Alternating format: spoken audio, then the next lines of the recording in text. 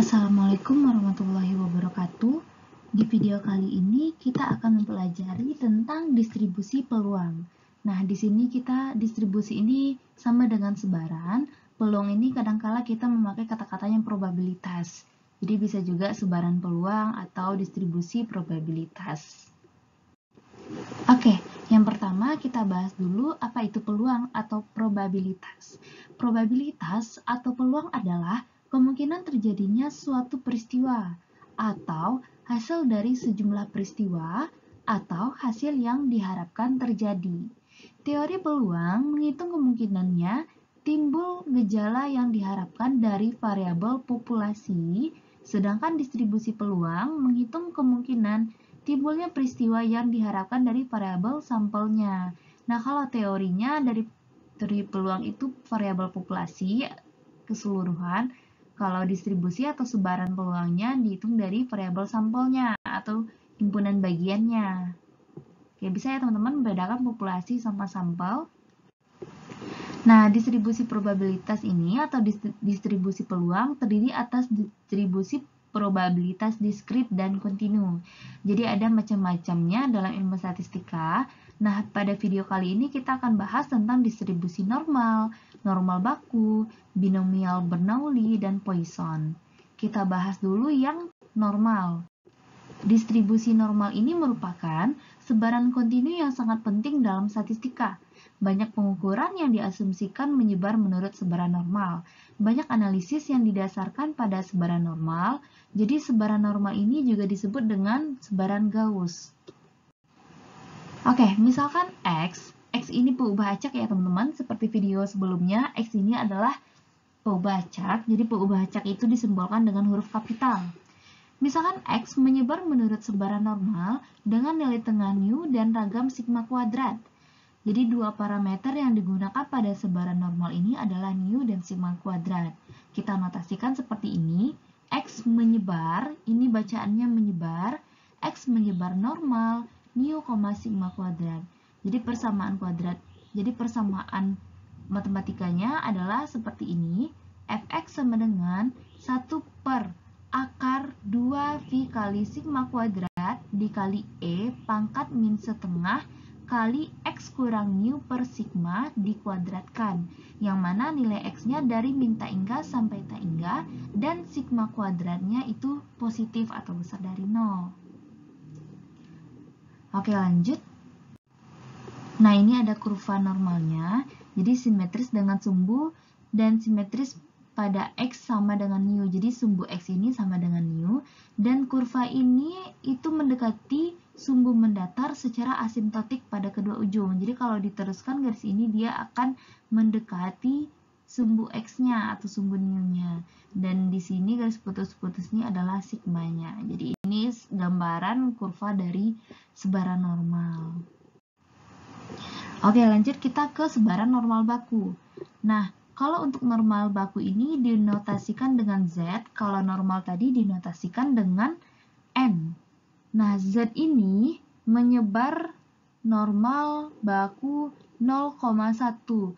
Nah, jadi sebaran normal baku ini adalah sebaran normal yang nu-nya sama dengan 0 dan sigmanya sama dengan 1. Ini dia 0,1. Kalau normal tadi adalah nu, sigma kuadrat. Nah, kalau normal baku 0,1, nu-nya 0, sigma kuadratnya sama dengan 1. Dan ini ada fungsi kepekatan peluangnya. Fz sama dengan 1 per akar 2V kali E pangkat min setengah Z kuadrat, yang mana X-nya dari min taingga sampai taingga. Jadi kalau yang normal tadi kita substitusi nu-nya 0 dan sigma kuadratnya 1, jadi yang diperoleh adalah yang ini, yang tertera pada slide ini. Itu adalah FKP dari normal baku. Jadi bisa bedakan ya teman-teman untuk normal sama normal baku. Oke, di sini kita akan mencari peluang peubah acak normal. Ini ada kurvanya dan di sini titik X sama dengan nu, di sini titik X sama dengan A, ini garisnya, sampai X sama dengan B. Jadi di daerah yang diarsir ini kan kita cari peluang X besar dari A kecil dari B. Nah, di sini ada pertanyaan penentuan peluang normal baku. Berapakah peluang Z kecil dari 0,57? Jadi di sini kita menggunakan tabel Z. Z kecil berarti di sebelah kiri si Z. Oke. Nah, ini kita cara membacanya. Nah, untuk 0,57 ini bisa kita urai menjadi 0,5 ditambah 0,07. Untuk 0,5-nya bisa kita lihat di kolom sebelah kiri ini, dan 0,07-nya bisa kita lihat yang di sini. Sehingga ditemukan di tabel tersedia angka 0,7157. Jadi peluang Z kecil dari 0,57 ini adalah 0,7157. Jadi bisa ya baca tabel Z-nya teman-teman. Kita uraikan dulu 0,57 itu sama dengan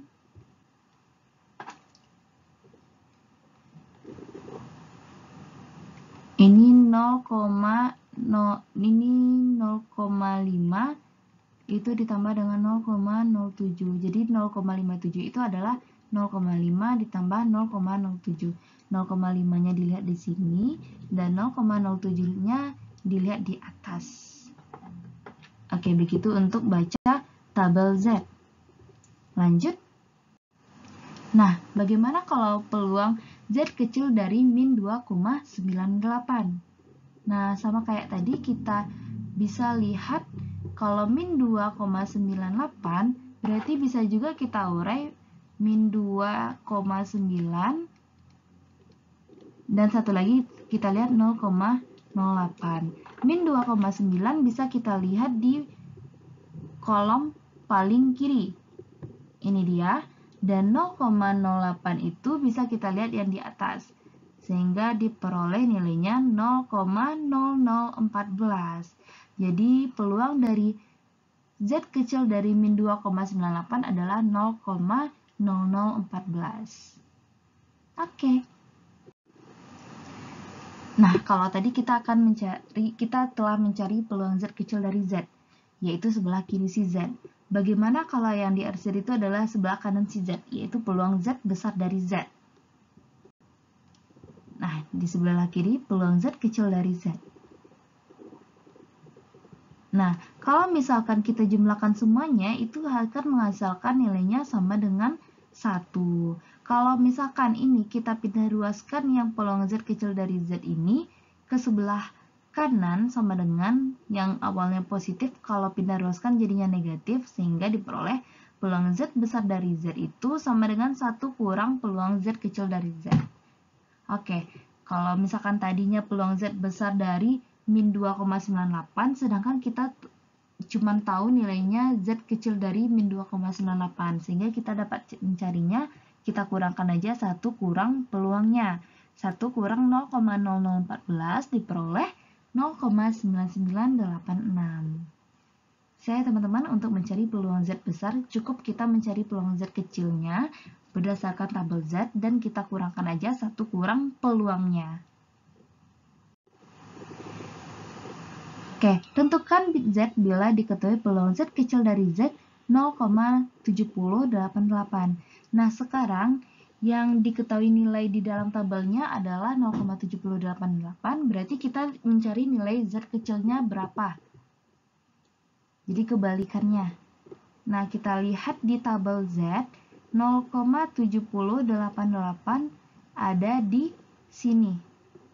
Berarti bisa kita lihat di sebelah kirinya 0,5 dan sebelah atasnya 0,005. Kita tambahkan 0,5 tambah 0,05 sehingga diperoleh 0,55. Jadi Z kecilnya adalah 0,55. Jadi sekarang yang ditanya dan yang diketahuinya terbalik dari soal sebelumnya.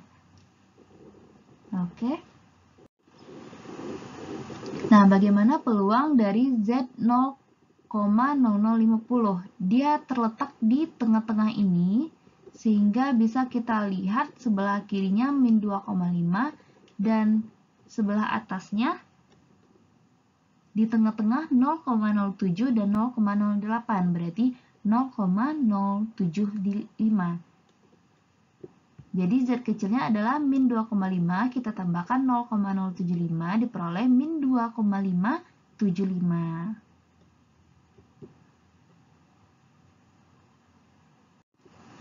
Oke, kita akan bahas tentang distribusi binomial. Nah, distribusi binomial adalah suatu distribusi probabilitas yang dapat digunakan bila mana suatu proses sampling dapat diasumsikan dengan proses Bernoulli. Jadi proses Bernoulli ini bisa kita kenal istilahnya yaitu percobaan Bernoulli. Kalau pengulangan itu disebut dengan percobaan atau trial. Nah, seringkali sebuah percobaan memiliki dua kemungkinan yaitu sukses atau gagal. Contohnya, kemungkinan lahirnya bayi laki-laki atau perempuan, kemungkinan munculnya angka atau gambar pada pelemparan uang koin. Ini pernah kita bahas pada video sebelumnya, pelemparan uang koin, yaitu muncul angka atau gambar. Nah, percobaan yang memenuhi kondisi tersebut, sukses atau gagalnya, itu yang disebut dengan percobaan Bernoulli atau Bernoulli process. Nah, karakteristik percobaan Bernoulli antara lain yang pertama, setiap percobaan memiliki dua kemungkinan hasil. Kalau nggak dia sukses, pasti dia gagal. Kalau nggak gagal, pasti dia sukses. Pada tiap percobaan, peluang hasil sukses atau P dalam kurung S adalah sama, disimbolkan dengan P kecil ini sama dengan PS. Peluang gagal P dalam kurung F, fail, bernilai 1 kurang P dalam kurung S dan disimbolkan dengan huruf Q kecil. Sehingga kalau dijumlahkan P kecil tambah Q kecil sama dengan 1. Nah, jadi kalau peluang sukses sama gagal itu kalau dijumlahkan itu sama dengan 1. Misalkan suksesnya 0,8, gagalnya 0,2, dijumlahkan sama dengan 1. Setiap percobaan adalah independen atau saling bebas. Peluang sukses dari setiap percobaan tidak akan berubah berdasarkan hasil dari semua percobaan. Nah, pada distribusi Bernoulli, kita hanya memiliki percobaan sukses dan gagal pada setiap percobaan, yaitu dua kemungkinan hasil. Nah, distribusi binomial ini tergantung pada jumlah N dan P, di mana X adalah banyaknya percobaan sukses dari total percobaan atau simbolnya N pada percobaan Bernoulli. Sedangkan P merupakan peluang sukses pada percobaan, dan ini adalah formula dari percobaan binomial. Fx sama dengan P, X besar sama dengan X adalah kombinasi NX, P pangkat X, 1 kurang P pangkat N kurang X, dengan nilai X-nya 0, 1, sampai N. Contoh soalnya seperti ini, sebuah dadu dilempar 5 kali, kalau 5 kali ini berarti N-nya 5, diharapkan keluar mata 6, sebanyak 2 kali. Maka kejadian ini dapat ditulis. Ini B dalam kurung 2,5, 1/6. Yang mana 2 ini X, 5 ini N, dan 1/6 ini adalah P. Kenapa 1/6? Karena peluang munculnya mata 6 cuman ada 1 dari totalnya 6. Oke, biar lebih jelas. Kalau dadu dilempar, kemungkinan yang muncul kan mata dadu 1, 2, 3, 4, 5, 6. Yang diharapkan keluar adalah mata dadu 6. Berarti dia cuma anggotanya 1 per total semuanya ada 6. Makanya diperoleh 1/6. Seperti yang ini. Oke, jadi berapakah probabilitasnya? Bisa kita langsung hitung. Nah, PX sama dengan ganti N-nya dengan 5, X-nya dengan 2, dan P-nya dengan 1/6. 1 kurang P berarti 1 kurang 1/6 diperoleh 5/6. Setelah kita ganti angkanya, nah ini 5 kombinasi 2 berarti 5 faktorial per 2 faktorial dikali 3 faktorial. 1/6 kuadrat ini dia 0,167 kuadrat. 5/6 itu 0,833 pangkat 5 kurang 2, 3.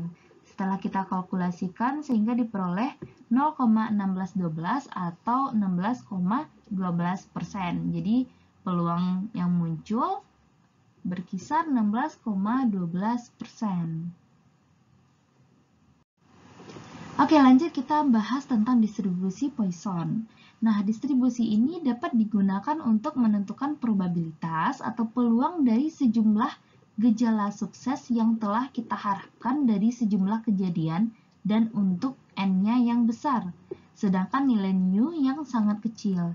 Hanya satu nilai yang diperlukan untuk menentukan probabilitas jumlah sukses dalam Poisson, yaitu jumlah rata-rata sukses, atau disimbolkan dengan mu.